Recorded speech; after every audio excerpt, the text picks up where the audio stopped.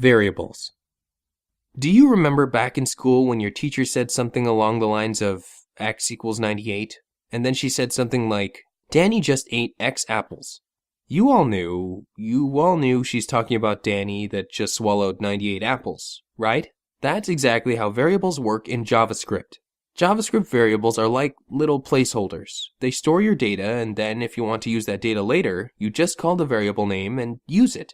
So before you will use your variable, you will need to declare a name for it. So to declare a variable, the lazy JavaScript people just shorthand the word variable into just var. So you should always write var first, and then you can come up with every name for your variable. Any name you can think of. I'll write my name, for example, Gilad. Then you should write an equal sign, and then what you want to assign your variable to. Let's say we want to print the number 9, and we will close it with a semicolon like always. Right now you already know how to print stuff to your page. Remember our fluffy red goat? So erase the text inside and just write your variable's name. No quotation mark needed. Save it and refresh it. Holy goats! We've got a 9 on our screen. Let's explain what just happened.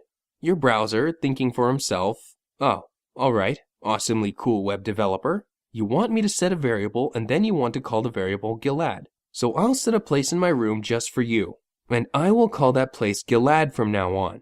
Then we wrote the equal sign. So that means you set it to whatever on the right side of the equal sign, which is 9. So the computer says, okay, I'll now store 9 in my place called Gilad, and I promise you, I will use it whenever you tell me to use it.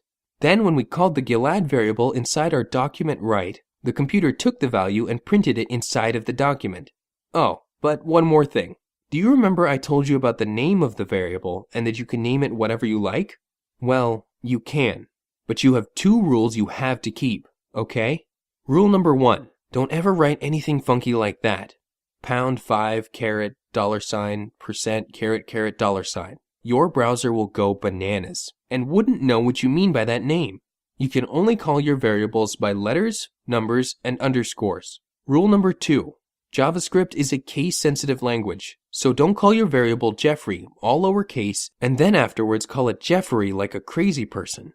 For the browser, it's like you would call some girl Hillary and then switch to, hey Brittany, sup, Doris, Jenny, Bath, Elizabeth, Doris. Yeah, so don't do that. Other than that, you're safe.